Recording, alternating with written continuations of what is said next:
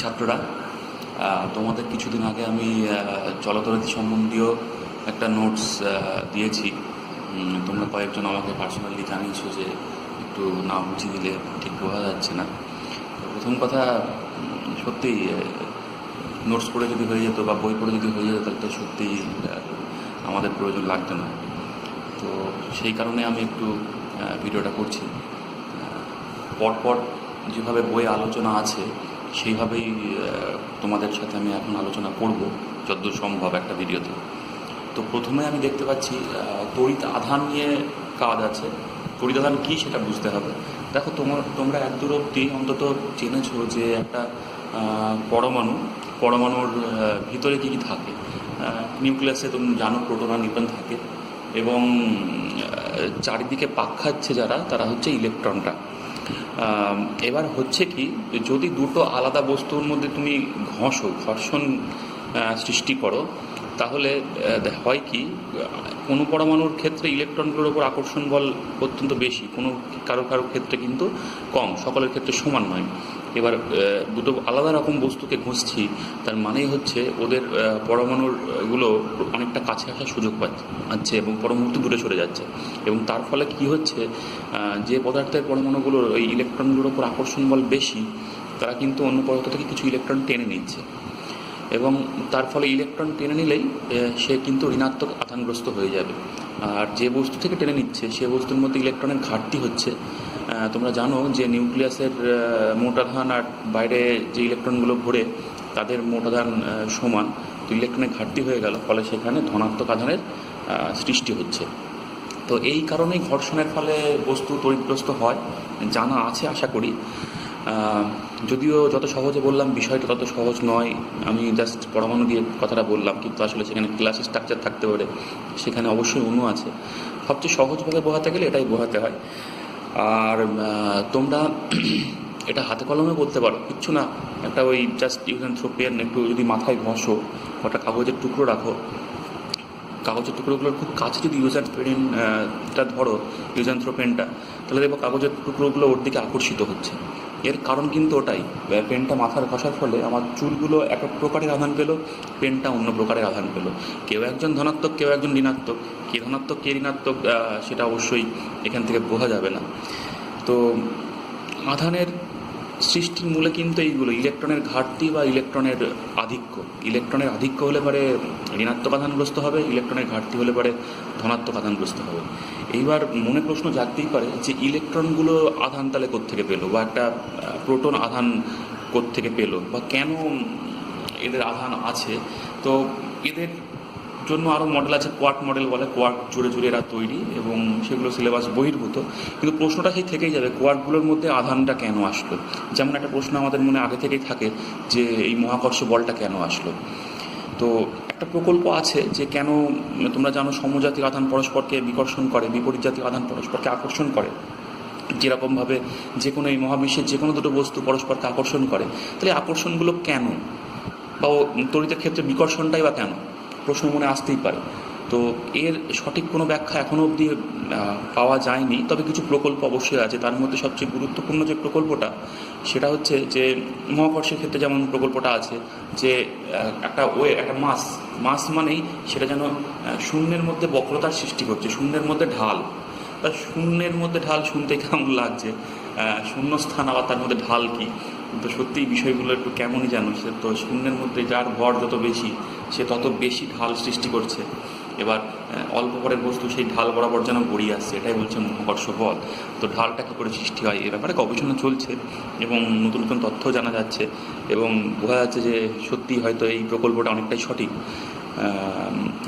আধানগুলোর ক্ষেত্রেও একই রকম কথা বলা হয়, সেখানে তড়িৎ ক্ষেত্রে যেন ঢালের সৃষ্টি হয়, আবার ধনাত্মক আধান যেদিকে ঢাল সৃষ্টি করে, ঋণাত্মক আধান উল্টো দিকে ঢাল সৃষ্টি করে। এরকম বেশ কিছু প্রকল্প আছে, তার জন্য নাকি সেম টাইপ বিকর্ষণ করে, বিপরীত টাইপ আকর্ষণ করে, এগুলো হয়। তো সেগুলোর মধ্যে যাচ্ছি না। তাহলে তড়িৎ আধান সৃষ্টির মূলে বুঝতেই পারলে ইলেকট্রনের সংখ্যাধিক্য বা ঘাটতি। তো আধানের একক কী সেগুলো অবশ্যই মুখস্থ করে নেবে। অবশ্যই এসআইতে কুলম, সিজিএসে তুমি ইএসইউ আধান বলতে পারো বা স্ট্যাট কুলম আধান বলতে পারো। 1 কুলম সমান 3 × 10⁻৯ ইএসইউ মুখস্থ রাখতে হবে, এই প্রশ্নগুলো আসতেই পারে। আধানের মাত্রা, আধানের মাত্রাটা কি? দেখো, আধানের মাত্রা সরাসরি দেওয়া হয় না, এটা অন্য তড়িৎ প্রবাহের মাত্রার সাহায্যে মানিয়ে নেওয়া হয়। তো তড়িৎ প্রবাহ সমান কি সেটা জেনে রাখতে হবে। তড়িৎ প্রবাহ সমান হচ্ছে আধান বাই সময়। একটা পরিবাহীর মধ্যে দিয়ে, পরিবাহীর প্রস্থচ্ছেদের মধ্যে দিয়ে, এই ধরো পরিবাহী, এই পরিবাহীটাকে প্রস্থচ্ছেদ করলাম, এই প্রস্থচ্ছেদের মধ্যে দিয়ে একক সময়ে যে পরিমাণ আধান গেল সেটাই হচ্ছে এর মধ্যে দিয়ে তড়িৎ প্রবাহের মান। তার মানে সোজা কথা, তড়িৎ প্রবাহ সমান হচ্ছে আধান বাই সময়। তাহলে আধান সমান কি? তড়িৎ প্রবাহ ইন্টু সময়। তাহলে আধানের মাত্রা কি হবে? তড়িৎ প্রবাহের মাত্রা ইন্টু সময়ের মাত্রা হবে। তো তড়িৎ প্রবাহের মাত্রা আমরা জানি ক্যাপিটাল আই, অনেক বইয়ে ক্যাপিটাল সি ইউজ করে। ধরো আমরা আইটা ইউজ করলাম আর সময়ের মাত্রা হচ্ছে ক্যাপিটাল টি, তাহলে গিয়ে দাঁড়ালো আধানের মাত্রা হচ্ছে আইটি। আশা করি এগুলো বোঝা গেল। তাহলে একক মাত্রা আমরা পেয়ে গেলাম। এরপরে চলে আসছে কুলম্বের সূত্র। সূত্রটার সঙ্গে মহাকর্ষ সূত্রের বেশ খানিকটা মিল আছে। তো ব্যাপারটা কেমন? দুটো আধান, এখানে কুলম্বের সূত্র ভ্যালিড তখনই হবে যখন আধানগুলো আমরা বিন্দু আধান ভাববো। বিন্দু আধান মিনিংটা কি? অবশ্যই বিন্দু সদৃশ্য আধান। তো ব্যাপারটা আরেকটু ভিতরে আমাদের যেতে হবে। কেমন বিন্দু আধান? ব্যাপারটা কি বলছে, এই আধানটার যে আকার, দুটো আধানের যে আকার, তার তুলনায় ওদের মাঝখানকার ডিস্টেন্সটা অনেক যদি বেশি হয় তখন গিয়ে আধানটা হবে বিন্দু আধান। তো দেখা গেল একটা ফুটবল সম আধান, আকারটা ফুটবলের নেয়, আর একটা ফুটবলের নেয় আধান। তো দেখা গেল এই ফুটবল থেকে ওই ফুটবলটা দেখা গেল 200 কিলোমিটার দূরে আছে, তাহলে অবশ্যই ওরা বিন্দু সদৃশ আধানের ন্যায় কাজ করবে। এখানে আমরা ভাববো যে বিন্দু আধান মানে যেন বিন্দু সদৃশ্য অবস্থান আছে, আকার আয়তন নেই। তো কুলম্বের সূত্র তখনই প্রযোজ্য হবে যখন আধানগুলো বিন্দু আধান হবে। দ্বিতীয় কথা, আধান দুটোর মাঝখানে দূরত্ব খুব কম। খুব কম বলতে আমি নিউক্লিয় দূরত্ব, মানে পরমাণু নিউক্লিয়াসের যে দূরত্ব, তার তুলনায় যদি কম হয় দূরত্বগুলো, তখন কিন্তু কুলম্বের সূত্রটা প্রযোজ্য হবে না। তাহলে দুটো ক্ষেত্রে প্রযোজ্য হবে না, একটা হচ্ছে বিন্দু আধান না হলে, আর একটা হচ্ছে ওদের মাঝখানেরকার দূরত্ব যদি নিউক্লিয় দূরত্ব থেকে কম হয়, মোরাললেস 10⁹ মিটার হবে, -9 মিটার হবে বোধহয়, এখানে দেওয়া নেই বই দেখছি। যাই হোক, তখনকার গিয়ে হবে কি সূত্রটা প্রযোজ্য হবে না। সূত্রটা কি? সূত্রটা কিন্তু মহাকর্ষ সূত্রের তুল্যমূল্য। দুটো বিন্দু আধানের মধ্যে ক্রিয়াশীল আকর্ষণ বা বিকর্ষণ বল, বিপরীত টাইপ আধান হলে পরে কী হবে? বিকর্ষণ বল কাজ করবে। আর সেম টাইপ আধান হলে পরে কী হবে? বিপরীত টাইপের আধান হলে আকর্ষণ বল, আর সেম টাইপ আধান হলে পরে বিকর্ষণ বল কাজ করবে। এই বল দুটো, মানে এই আকর্ষণ বা বিকর্ষণ বলের মান বলছে আধান দুটোর গুণফলের সঙ্গে সমানুপাতিক, মানে আধানের মানের গুণফলের সঙ্গে সমানুপাতিক। ধরো একটা আধান Q1, একটা আধান Q2, তাহলে আকর্ষণ বা বিকর্ষণ বলের মান সমানুপাত কী হবে? Q1 × Q2, এবং ওদের মাঝখানের দূরত্ব ধরো R, তাহলে আকর্ষণ বা বিকর্ষণ বলের মান সমানুপাত কী হবে? 1/r²। তো একসঙ্গে করলে কী পাবো? একসঙ্গে করলে পাবো F সমানুপাত Q1 Q2/r²। F সমানুপাত Q1 Q2/r²। এটা আমি তোমাদের খাতায় লিখে একটু বুঝিয়ে দিচ্ছি। ধরা যাক দুটো বিন্দু আধান, এটা হচ্ছে Q1, এর থেকে R ডিস্টেন্সে আর একটা বিন্দু আধান আছে Q2। এদের মাঝখানকার আকর্ষণ বা বিকর্ষণ বলের মান কি হবে? সমানুপাত Q1 Q2, আর কি হবে? F সমানুপাত 1/r²। তাহলে একসঙ্গে জুড়লে কি হবে? F সমানুপাত Q1 Q2/r²। এইবার যদি এই সমানুপাত চিহ্ন তুলি, যদি সমান আনার চেষ্টা করি, তাহলে তোমরা সবাই যেন একটা ধ্রুবক আনতে হয়। এই ধ্রুবকগুলোকে কিন্তু বিশেষ আকারে ধরা হয়। যদি আমরা এসআই পদ্ধতিতে থাকি তাহলে একরকম ধরবো, আর যদি আমরা সিজিএসে থাকি তাহলে আলাদা রকম ধরবো। এসআই পদ্ধতিতে থাকলে পারে আমরা ধরছি সেই ধ্রুবকটাকে 1/4πε, বাকিটা তারপরে Q1 Q2/r²। তাহলে ধ্রুবকটাকে এই আকারে ধরছি। কেন ধরছি? কারণ পরবর্তী বেশ কিছু ডেরিভেশনে সুবিধা পাওয়া যায়, তার জন্য এই আকারে ধরা হয়। জাস্ট একটা ধ্রুবক ধরে নেওয়া হয় না। আর এর সিগনিফিকেন্সও আছে, উঁচু ক্লাসে গেলে বুঝতে পারবে। 1/4πε অবশ্যই কিছু গুরুত্ব আছে। আর সিজিএস পদ্ধতিতে কি ধরা হয়? 1/k Q1 Q2/r²। তো এই এপসাইলনটা হচ্ছে এসআই পদ্ধতিতে তড়িৎভেদ্যতা, কেটা হচ্ছে সিজিএস পদ্ধতিতে তড়িৎভেদ্যতা, মাথায় রাখতে হবে। এইবার যদি মাধ্যমটা বায়ু অথবা শূন্য মাধ্যম হয়, তখন ধ্রুবকগুলোকে একটু চেঞ্জ করি আমরা। সেটা তখন আমরা লিখি এফ সমান 1/4 এপসাইলন জিরো। এপসাইলন জিরো সাফিক্সে জিরো লিখছি। এপসাইলন জিরো কি? শূন্য মাধ্যমে তড়িৎভেদ্যতা, Q1 Q2/r²।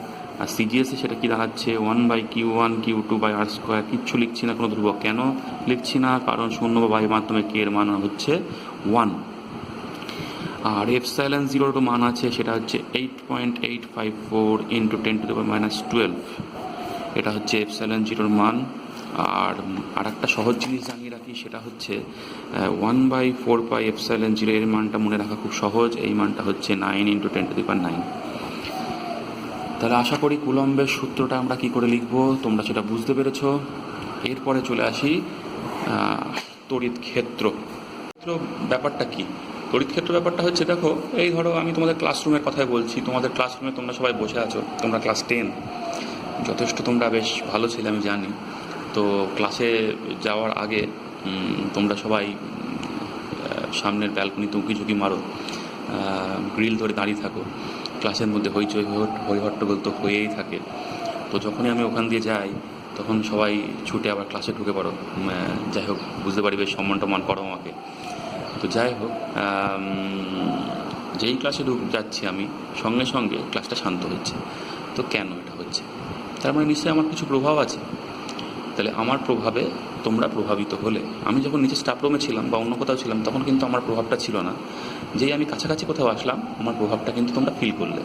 ঠিক সেই রকমই দুটো আধান, একটা আধান ধরো আছে কোথাও একটা অবস্থান করছে, এবার তার চারপাশের এলাকায় অন্য একটা আধানকে যেই আমি আনবো, সে হয় আকর্ষণ বা বিকর্ষণ বল অনুভব করবে। অর্থাৎ কোনো একটা আধানকে কোথাও একটা রাখলে পারে তার চারপাশের এলাকায় তার কিন্তু একটা প্রভাব থাকে। যে এলাকা জুড়ে তার প্রভাব থাকে, সেই এলাকাটাই হচ্ছে তার ক্ষেত্র বা তার দরুন তড়িৎ ক্ষেত্র। বিজ্ঞান বলে, আমাদের থিওরি বলে যে তড়িৎ ক্ষেত্র একটা আধান থেকে অসীম পর্যন্ত বিস্তৃত। কিন্তু বাস্তবে কি দেখি? বাস্তবে দেখি যে কিছু দূর যাওয়ার পরে প্রভাবটা এতই নগণ্য হয়ে যায় যে নেই বললেই চলে। তো এই গেল তড়িৎ ক্ষেত্র। এবার তড়িৎ ক্ষেত্রটা কতটা স্ট্রং বা কতটা উইক, সেটা কি করে মাপব? সেটা মাপতে গেলে আমাদের ক্ষেত্র প্রাবল্য মাপতে হবে। তো কেমন করে মাপব? ধরো তোমাদের ক্লাসের কথায় আবার ফেরত আসি। তোমাদের ক্লাসে 50টা ছেলে থাকলে 50 রকমের মন। এইবার দেখা গেল যে আমি যখন যাচ্ছি, কেউ বেশ তাড়াতাড়ি পালিয়ে গেল, কেউ আমাকে দিকে তাকে হেসে পালিয়ে গেল, কেউ দেখা গেল যাওয়ার চেষ্টাই করছে না, তাই না? তাহলে আমার ক্ষেত্রটা বিভিন্ন জনের জন্য বিভিন্ন রকম হয়ে যাচ্ছে। তাহলে আমি দেখতে পাচ্ছি যে সবার জন্য তো সমান হচ্ছে না। ব্যাপারটা কি? তো এবার আমি আধানে ফেরত আসি। আধানের ক্ষেত্র দেখা গেল, ওই আমি একটা আধানের জন্য ক্ষেত্র কতটা স্ট্রং দেখতে যাচ্ছি, তার জন্য আর একটা আধানকে ওখানে আনছি, তার উপর কতটা বল প্রয়োগ হয় তার দ্বারা মাপার চেষ্টা করছি। এবার যদি আমি 1 ইউনিট আধানকে ওখানে আনি, যে বল প্রয়োগ হবে, 2 ইউনিট আধানকে এনে যদি আমি বলটা মাপতে যাই, ডবল বল প্রয়োগ হবে। 3 ইউনিট আধানকে আনলে পরে 3 গুণ বল প্রয়োগ হবে। তাহলে ব্যাপারটা হচ্ছে কোন আধান দিয়ে মাপছি সেটা তো গুরুত্বপূর্ণ হয়ে যাচ্ছে। তাহলে তো বিভিন্ন আধান দিয়ে মাপলে তড়িৎ ক্ষেত্রের মান বিভিন্ন হয়ে যাবে। অর্থাৎ কেউ বলবে তড়িৎ ক্ষেত্র অনেক স্ট্রং, সে বড় আধান দিয়ে মেপেছিল, কেউ বলবে অতটা স্ট্রং নয়। তাহলে আমরা মাপবোটা কী করে? তো ওই জন্য উপায় কী হচ্ছে? উপায় হচ্ছে একটা একক আধান দিয়ে মাপা, এবং আমরা একটা একক ধনাত্মক আধান দিয়ে মাপব। তো সংজ্ঞাটা কেমন? তড়িৎ ক্ষেত্রের কোনো বিন্দুতে একটা একক ধনাত্মক আধানকে আনলে পারে বা রাখলে পারে, সে যে পরিমাণ বল অনুভব করে। তড়িৎ ক্ষেত্রের কোনো বিন্দুতে একটা একক ধনাত্মক আধানকে রাখলে সে যে পরিমাণ বল অনুভব করে, সেটাই হচ্ছে ওই বিন্দুতে তড়িৎ ক্ষেত্র প্রাবল্যের মান বা তড়িৎ ক্ষেত্র প্রাবল্য। এবং সেই বলের দিক, যদি আমি ধনাত্মক আধানটা রাখি, তাহলে সে যে দিকে বল অনুভব করবে সেটাই হচ্ছে তড়িৎ ক্ষেত্র প্রাবল্যের দিক। তো আশা করি তড়িৎ ক্ষেত্র প্রাবল্য তোমরা বিষয়টা বুঝতে পেরেছো। কিউ আধানকে যদি আমি ওখানে রাখি, সে যদি এফ পরিমাণ বল ফিল করে, তাহলে একক আধানকে রাখলে পরে কত বল ফিল করবে সে? অবশ্যই F/Q। কিউ আধানকে রাখলে এফ বল প্রয়োগ হচ্ছে, তাহলে একক আধানকে রাখলে পরে F/Q বল প্রয়োগ হবে। তাহলে এই F/Qটাকেই আমরা বলি তড়িৎ ক্ষেত্র প্রাবল্য। তাহলে তড়িৎ ক্ষেত্র প্রাবল্য সমান কি, বল বাই আধান। তাহলে এককটা কি হবে, বলের একক বাই আধানের একক, অর্থাৎ নিউটন পার কুলম। যদি আমি এসআই যাই, সিজেসে গেলে কি হবে, সিজেসে গেলে হবে ডাইন পার স্ট্যাট কুলম বা ডাইন পার ইএসইউ। তো এইভাবে আমরা এককগুলো করতে পারি। যদি অত কিছু আলোচনা তোমাদের সিলেবাসে নেই, তো আমি জানিয়ে রাখলাম, ক্ষেত্রটা জানার প্রয়োজন আছে। এরপরে আসছি বিভব। বিভবটা অনেকটা তুলনা করছে ওই জলের সাথে। ধরে নাও আধানগুলো যেন জল, তো দুটো পাত্র আছে, একটা পাত্রে জল অনেক উঁচু অবধি আছে, আর একটা পাত্রে জলের লেভেল আপার লেভেল, একটা পাত্রে বেশ উঁচুতে আছে আর একটা পাত্রে একটু নিচুতে আছে। তো পাত্রের গোড়াগুলো ধরো একই জায়গায় আছে। তো আমি যদি দুটো পাত্রকে নিচে যোগ করে দিই, তাহলে কী হবে, এই যে পাত্রে জলটা উঁচু লেভেলে আছে, পাত্র সরু হোক মোটা হোক ম্যাটার করে না, লেভেলটা উঁচু, তাহলে সেই পাত্র থেকে জল অন্য পাত্রে আসবে। কতক্ষণ আসবে, যতক্ষণ না আপার লেভেলটা, টপমোস্ট লেভেলটা যতক্ষণ না ইকুয়াল হবে। এই ধর্মটা আমরা জানি, সমোচ্চশীলতা ধর্ম। তো এখানেও একই রকম বিষয়, বিভব ওই রকমেরই ধর্মকে বোঝায় যে কোনো বস্তু যদি উচ্চ বিভবে থাকে, তার তুলনায় যদি অন্য কোনো বস্তু নিম্ন বিভবে থাকে, তাহলে ওদের যদি পরিবাহী দিয়ে যোগ করি, অবশ্যই বস্তুগুলো পরিবাহী বস্তু, তখন কী হবে, উচ্চ বিভবের বস্তু থেকে নিম্ন বিভবের বস্তুর দিকে আধানের ফ্লো হবে, আধান প্রবাহিত হবে, ধনাত্মক আধান অবশ্যই, সেটাকে আমরা তড়িৎ প্রবাহ বলি। মজার ব্যাপার হচ্ছে ঋণাত্মক আধানটা কিন্তু উল্টো দিকে ফ্লো হয়। আসলে ইলেকট্রনগুলোই ফ্লো করে পরিবাহীর মধ্যে, সে আবার নিম্ন বিভবের থেকে উচ্চ বিভবের দিকে ফ্লো করে, কিন্তু আমরা তড়িৎ প্রবাহের দিক ভাবি উচ্চ বিভব থেকে নিম্ন বিভবের দিক, মানে ধনাত্মক আধান যেদিকে ফ্লো করবে সেদিক। যাই হোক, সেটা পরে আসছি আমি। তাহলে বিভবটা কী বোঝাচ্ছে, যে দুটো বস্তুকে পরস্পরের সংস্পর্শে রাখলে পরে আধানটা কার থেকে কার দিকে যাবে। যে বস্তুর উচ্চ বিভব, সে বস্তু থেকে অবশ্যই নিম্ন বিভবের দিকে তড়িৎটা প্রবাহিত হবে, যেন আধানটা উচ্চ বিভব থেকে নিম্ন বিভবের দিকে চলে গেল। কেমন আধান, অবশ্যই ধনাত্মক আধান। তাই বলে এটা ভেবো না যে উচ্চ বিভবযুক্ত বস্তুতে বেশি আধান আছে, তা নয়, কিন্তু তা নাও হতে পারে। যেমন যে পাত্রে জলের হাইট বেশি, সে পাত্রটা অনেক সরু, যে পাত্রে জলের হাইট কম, সেই পাত্রটা বেশ মোটা, ওখানে হয়তো জল বেশি ছিল, কিন্তু সরু পাত্র থেকেই জল মোটা পাত্রে যাবে, এর সঙ্গে তুলনা করা হয়। এবার বিভবটা মাপবো কী করে, বিভব মাপা কিন্তু এভাবে হয় না। বিভবটা কেমনভাবে মাপা হয় না, কার্যের সাহায্যে মাপা হয়। ধরো তোমাদের ক্লাসরুমের ভিতরে, যে উদাহরণটা আমি খুব দিই, খুব পপুলার উদাহরণ, তোমাদের ক্লাসরুমের ভিতরে একটা ধরো রয়্যাল বেঙ্গল টাইগার আমি বেঁধে রেখেছি, হ্যাঁ আমি বেঁধে রেখেছি, যাই হোক। এইবার তোমাদের একজন ছাত্রকে খুব বুঝিয়ে সুঝিয়ে আমি ক্লাসে নিয়ে যাচ্ছি। তো যখনই সে রয়্যাল বেঙ্গল টাইগারটাকে দেখলো, ও তো যাবে না, ও মোটামুটি বড় বড় নখ বার করে মাটি কামড়ে ধরছে, কিছুতেই যাবে না, মাটিতে আঁচড় মারছে। তো আমি ওকে খুব কার্য করে, খুব কষ্ট করে টানতে টানতে নিয়ে গিয়ে ধরো ওর নাকটা রয়্যাল বেঙ্গল টাইগারের মুখের ডগায় ঠেকিয়ে দিলাম। তাহলে আমাকে যথেষ্ট কার্য করতে হলো। তাহলে এই কার্যটাই আসলে ওই রয়্যাল বেঙ্গল টাইগারের মুখের ডগাতে যে বিভব, তার পরিমাণ, কার দরুন, টাইগারের দরুন। তা আধানের ক্ষেত্রে কি, তাই কোনো আধানের দরুন হয়তো চারপাশের স্পেসে বিভব উৎপন্ন হয়ে আছে। এবার কোনো একটা বিন্দুতে বিভব মাপবো কী করে, তো বুঝতেই পারছো বিভিন্ন ছাত্রের জন্য বিভিন্ন রকম কার্য করতে হতো, আগে যে উদাহরণটা দিয়েছি। তো এখানে কি আমরা ওই জন্য একক আধান অবশ্যই নেব। তো একটা একক আধানকে, ধনাত্মক আধানটাকে যে বিন্দুতে বিভব মাপবো, সেই বিন্দুতে নিয়ে আসবো। ওর থেকে অসীম থেকে, ওখানে তেমন ছেলেটাকে ভুল বুঝিয়ে নিয়ে এসেছিলাম, যখন রয়্যাল বেঙ্গল টাইগার দেখেনি সেখান থেকে নিয়ে এসেছিলাম। তা এখানে অসীম থেকে কেন আনবো, অসীমে কোনো আধানের প্রভাব থাকে না, সেই জন্য অসীম থেকে একটা একক ধনাত্মক আধানকে ওই বিন্দুতে নিয়ে আসবো, ওই বিন্দুতে, যে বিন্দুতে আমরা বিভব মাপবো, আনতে যে কার্য করতে হবে সেটাই হচ্ছে ওই বিন্দুর বিভবের মান। তো একটি একক ধনাত্মক আধানকে অসীম থেকে তড়িৎ ক্ষেত্রে কোনো বিন্দুতে আনতে যে পরিমাণ কৃতকার্য করতে হয়, সেটাই হচ্ছে ওই বিন্দুতে বিভবের পরিমাণ। তাহলে কিউ আধানকে আনতে যদি ডাব্লিউ কার্য করতে হয়, তাহলে একক আধানকে আনতে কত কার্য করতে হবে, অবশ্যই ডাব্লিউ বাই কিউ, অর্থাৎ বিভব সমান কার্য বাই আধান। তাহলে এককটা কী হবে, একক অবশ্যই কার্যের একক বাই আধানের একক। এসআইতে যাই, এসআইতে কী হবে, কার্যের একক কি, জুল পার কুলম। তবে জুল পার কুলম বলা হয় না, এর একটা ছোটো নাম আছে, সেটা হচ্ছে ভোল্ট, ভি দিয়ে প্রকাশ করা হয়।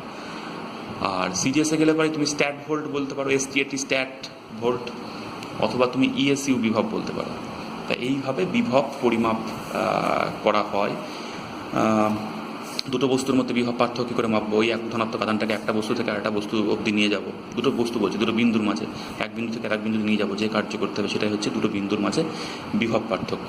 তাহলে আশা করি বিভবের এককটা বুঝতে পারলে। মাত্রা কি? ওই যে কার্যবাহী আধান, তাহলে কার্যের মাত্রা বা আধানের মাত্রা। কার্যের মাত্রা তুমি কী লিখবে? কার্যের মাত্রা লিখবে ml² - ডিভাইড বাই আধানের মাত্রা কী লিখবে? IT। সাজিয়ে গুছিয়ে নাও, বিভবের মাত্রা তোমরা পেয়ে যাবে। এরপরে যেটা আছে সেটা হচ্ছে তড়িৎচালক বল। বিভিন্ন বইয়ে বিভিন্ন রকম সংজ্ঞা লেখা থাকে।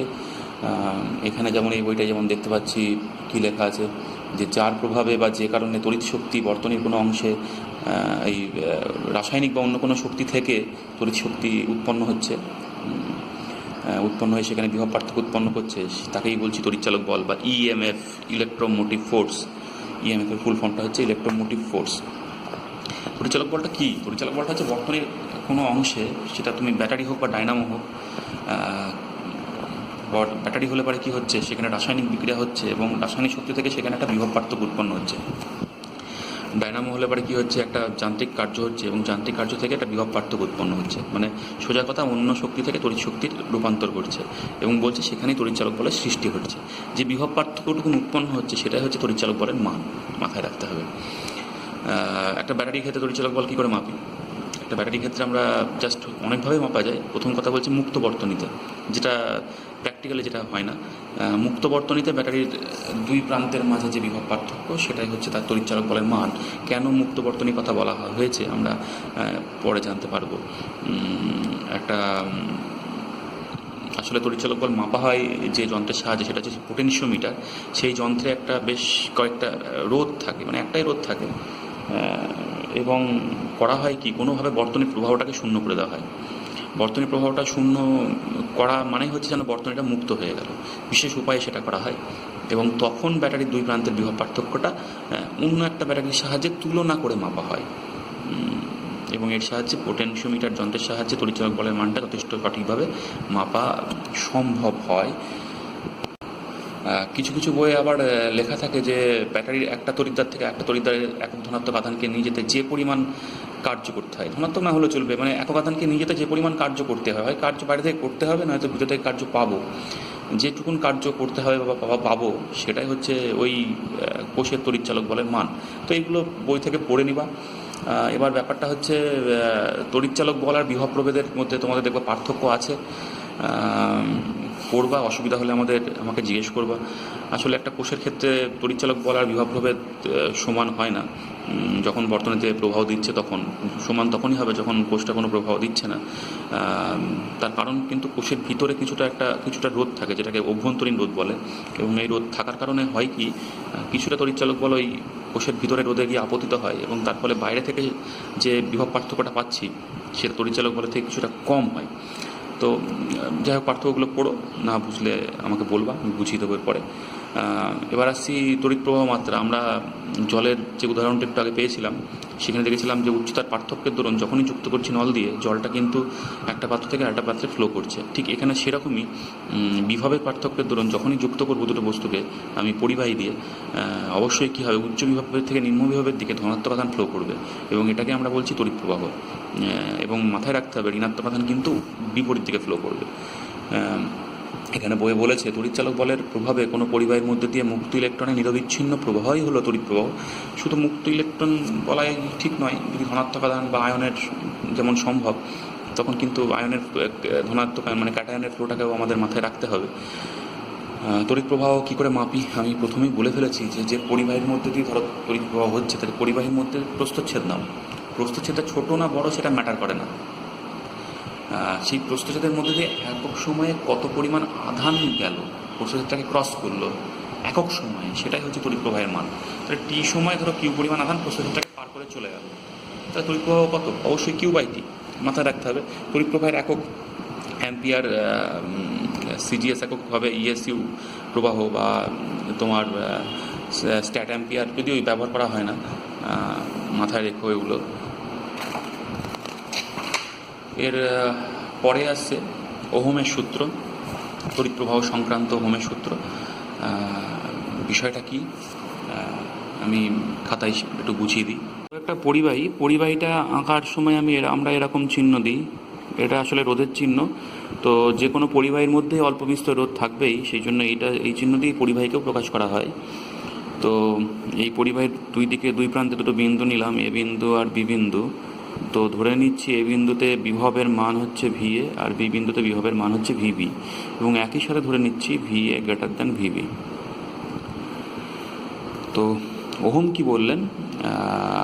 ওহম বললেন যে উষ্ণতা ও অন্যান্য ভৌত ধর্ম অপরিবর্তিত থাকলে, তো মাথায় রাখতে হবে ওহম সূত্র কখন প্রযোজ্য? উষ্ণতা আর অন্যান্য ভৌত ধর্ম যদি না পাল্টে যায়। টেম্পারেচার বাড়া কমা করলে সূত্রটা প্রযোজ্য হবে না। এই যে উপাদান দিয়ে তৈরি এর অন্যান্য যে ভৌত ধর্ম আছে, দেখা গেল থিকনেস চেঞ্জ হয়ে যাচ্ছে বা ওরকম কিছু পাল্টালে চলবে না তখন, বা গলাচ্ছে এটাকে, গলে যাচ্ছে, এসব কিছু হলে হবে না। তখন হবে কি, এই যে বিভব পার্থক্যের দরুন ধরা, যেহেতু এ প্রান্তে উচ্চ বিভব আর বি প্রান্তে নিম্ন বিভব, তাহলে এদিক থেকে এদিকে একটা তড়িৎ প্রবাহ ঘটবে, তার মান ধরে নিলাম ক্যাপিটাল আই। তো তখন বললেন যে এই তড়িৎ প্রবাহের মানটা বিভব পার্থক্যের সঙ্গে সমানুপাতিক হবে। তাহলে তড়িৎ প্রবাহ সমানুপাত ভিএ মাইনাস ভিবি, বিভব পার্থক্য। তো সমানুপাত তুলতে গেলে একটা ধ্রুবক আনতে হয়, সেই ধ্রুবকটাকে আমি আর লিখছি।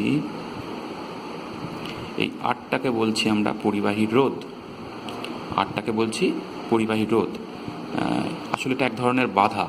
যে পরিবাহীর আরের মান যত বেশি, এটা পরিবাহীর ওপর ডিপেন্ডেন্ট। আরটা কেমন হবে? পরিবাহীর উপাদানের ওপর ডিপেন্ডেন্ট, পরিবাহীর দৈর্ঘ্যের ওপর ডিপেন্ডেন্ট, পরিবাহীর প্রস্থচ্ছেদের ক্ষেত্রফলের ওপর ডিপেন্ড করে আরটা। তো আরের মান যার ক্ষেত্রে বেশি হবে, তার ক্ষেত্রে কী হবে? একই বিভব পার্থক্য দেওয়া সত্ত্বেও তড়িৎ প্রবাহের মান কী হবে? কম হবে। আরের মান কম হলে তড়িৎ প্রবাহের মান কী হবে? বেশি হবে। এবং দেখো, এখান থেকে আর এর একটা এককও বলতে পারি। আর সমান কি? আর সমান দাঁড়াচ্ছে I by VA minus VB, অর্থাৎ আর এর একক হিসেবে বলতে পারি অ্যাম্পিয়ার এসআইতে, অ্যাম্পিয়ার পার ভোল্ট। কিন্তু এইসব একক চালু নেই। আর এর এটাকে শর্ট ফর্ম যেটা, সেটা হচ্ছে ওহম।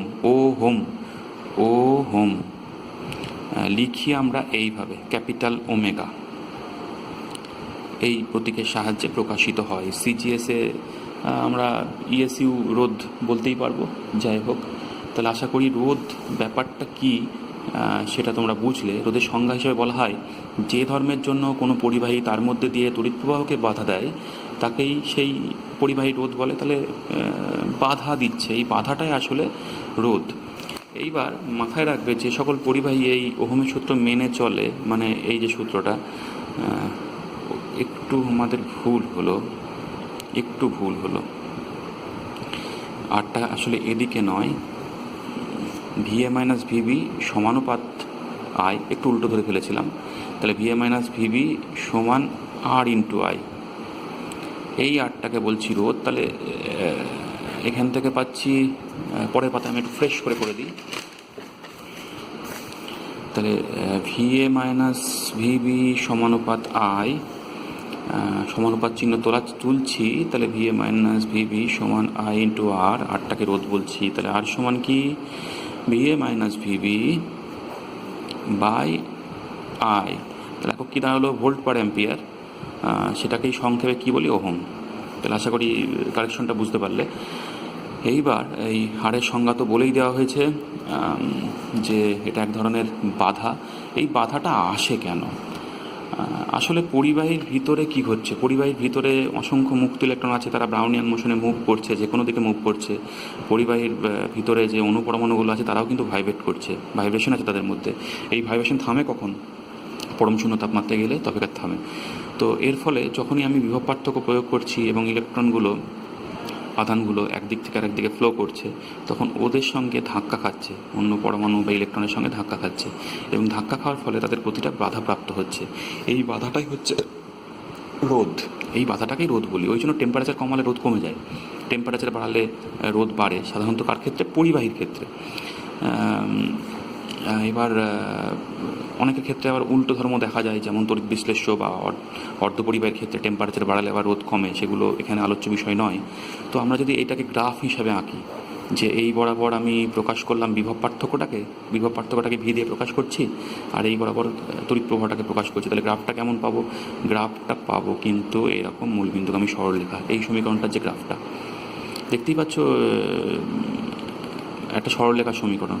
এটা যদি ভি ধরি, এটাকে ভি মাইনাস ভিভি, ভি সমান আই আর, ওয়াই সমান এম এক্স, এই সমীকরণের তুল্যমূল্য, এবং সেটা হচ্ছে একটা মূল বিন্দুগামী সরলরেখার সমীকরণ। তাহলে গ্রাফটা আমরা এরকম পাই। যে সকল বস্তু, যে সকল পরিবাহী এই গ্রাফটা মেনে চলে তাদেরকে আমরা বলি অহমীয় পরিবাহী। আর যারা এই ধরনের গ্রাফ মেনে চলে না, মানে এই সূত্রটাই মেনে চলে না, তাদেরকে আমরা বলি অহমীয় পরিবাহী। যে কোনো ধাতু হচ্ছে অহমীয় পরিবাহী। অর্ধপরিবাহী তড়িৎ বিশ্লেষ্য এরা হচ্ছে অহমীয় পরিবাহী, মাথায় রাখতে হবে। অর্ধপরিবাহীর উদাহরণ আশা করি জানো, জার্মানিয়াম, সিলিকন, এগুলো হবে। এরপরে চলে আসি পরিবাহী রোধ কোন কোন বিষয়ের উপর ডিপেন্ড করে সেটা নিয়ে। ধরো এই একটা পরিবাহী, এর এই যে প্রস্থচ্ছেদের ক্ষেত্রফল তার মান ধরলাম এ, আর এই যে লেন্থ সেটা ধরলাম এল। আর এটাকে তুমি একটা রাস্তার মতো ভাবো। দেখো রাস্তার এই প্রস্থচ্ছেদ, মানে রাস্তা কতটা চওড়া, রাস্তা যত চওড়া হবে তত সহজে ট্রাফিক মানে বাস ঘোড়া যেতে সহজ হবে। তার মানে যত সহজে যাওয়া যাবে তত রোধ কী হবে, কম হবে। তাহলে এই যে রোধ, বুঝতেই পারছি পরিবাহী প্রস্থচ্ছেদের সঙ্গে এর সম্পর্ক হবে ব্যস্ত সম্পর্ক। কারণ কি, প্রস্থচ্ছেদ যত বাড়বে তত সহজে আমরা যাতায়াত করতে পারবো, মানে আধানগুলো তত সহজে ফ্লো করতে পারবে, ফলে রোধটা কী হবে, কম হবে। তাহলে প্রস্থচ্ছেদ বাড়লে রোধ কমবে, ব্যস্ত সম্পর্ক। এবার আসি লেন্থ। দেখো রাস্তা যত লম্বা হবে তত বাধার সম্ভাবনা বেশি। রাস্তা পার করতে গিয়ে আমাকে বেশি রাস্তা দিয়ে যেতে গেলে আমাকে বেশি বাধার সম্মুখীন হতে হবে। যত লম্বা হবে বাধা বেশি, তার মানে যত পরিবাহী বড় হবে তত রোধ কী হবে, আমার বেশি হবে। তাহলে দৈর্ঘ্যের সঙ্গে কি হলো, সমানুপাত সম্পর্ক। আমরা যদি একসঙ্গে জুড়ে দিই তাহলে সম্পর্কটা হলো আর সমানুপাত এল বাই এ। তো সমানুপাত তুললেই একটা ধ্রুবক আনতে হবে, সেটা হচ্ছে রো। তাহলে আর সমান রো এল বাই এ, মাথায় রাখতে হবে। এই রোটা হচ্ছে রোধাঙ্ক। রোকে কি বলে, রোধাঙ্ক। এই রোটা পরিবাহীর উপাদানের ওপর ডিপেন্ডেন্ট। কোন ধরনের পরিবাহী, তামার ক্ষেত্রে একরকম হবে, লোহার ক্ষেত্রে আলাদা হবে। ওই জন্যই তো বিভিন্ন পরিবাহী রোধ বিভিন্ন হয়। একই প্রস্থচ্ছেদ, একই দৈর্ঘ্যে তুমি তামার তার নিলে, লোহার তার নিলে, অ্যালুমিনিয়ামের তার নিলে, সকলের রোধ কিন্তু সমান নয়, আলাদা। কেন আলাদা? কারণ উপাদানটা আলাদা, অর্থাৎ রো আলাদা। তাহলে রোটাকে আমরা কি বলছি, পরিবাহী রোধাঙ্ক। আর একটা জিনিস মাথায় রাখবে, সিগমা সমান আমরা লিখি 1/ρ, অর্থাৎ রোধাঙ্কের অনন্যকেই সিগমা হিসাবে প্রকাশ করছি। সিগমাটাকে বলে পরিবাহিতাঙ্ক। সিগমাটাকে কি বলে, পরিবাহিতাঙ্ক। তাহলে আশা করি রোধাঙ্ক পরিবাহিতাঙ্ক বোঝা গেল তোমাদের। এখান থেকে একক বলতে পারি, রোধাঙ্কের একক। দেখো রো সমান কি হচ্ছে, আমরা পেয়েছি কি, আর সমান রো এল বাই এ। তাহলে সেখান থেকে কী পাচ্ছি, রো সমান আর এ বাই এল। তো আসি এককে। তাহলে রোধের একক কি, ওহম। এর একক কি, এসআই আসছি মিটার স্কোয়ার। এটা কি, মিটার। তাহলে মিটার স্কোয়ার বাই মিটার, তাহলে শুধু মিটার থাকলো, তাহলে ওহম মিটার। তাহলে ওহম মিটার, ওহম সেন্টিমিটার, এর দ্বারা কিন্তু রোধাঙ্কের একককে প্রকাশিত করা হয়। আচ্ছা, এরপরে আসি পরিবাহিতাঙ্ক। তাহলে পরিবাহিতাঙ্ক রোধাঙ্কের অনন্য, তাহলে তাহলে 1/ওহম মিটার হলো। তাহলে ওহমটাকে ওপরে লিখলে পারে ওহম, OHM। এটাকে আমরা উচ্চারণ করার সময় উল্টো বলি, MHO। তাহলে তাহলে এটার একক কী হবে, এটার একক হচ্ছে ওহম ইনভার্স মিটার ইনভার্স। তাহলে ওহমের ইনভার্সটাকে আমরা কি বলি, মোটাকে আবার লিখি এইভাবে, মো মিটার ইনভার্স। তাহলে এটা কার একক হলো, মো মিটার ইনভার্স। এটা একক হলো পরিবাহিতাঙ্কের। আরটাকে আমরা কি বলি, রোধ। 1/r-কে বলি পরিবাহিতা। তাহলে আরের একক কি, ওহম। 1/r-এর একক কী হবে, মো। ওহমের উল্টো। এটার একক যদি আমরা প্রকাশ করব এটা দিয়ে, আর এটার একক প্রকাশ করব এটা দিয়ে, মাথায় রাখতে হবে। তাহলে ছাত্ররা আজকে এত দূরই থাক, অনেকটাই পড়ানো হলো। তোমরা এগুলো বারবার ভিডিওটা দেখবা, একবার দেখলে হবে না, বেশ কয়েকবার দেখতে হবে। অনেক জায়গায় হয়তো একবার দেখে বোঝা যায় না, সেটা আবার দেখলে ব্যাপারটা ক্লিয়ার হয়। বারবার দেখবা, বইটা পড়বা, নোটসগুলোর প্রথম অংশগুলো দেখবা। তাহলে আশা করি তোমাদের উপকারে লাগতে পারবো আমি। অসুবিধা হলে অবশ্যই জানাবে।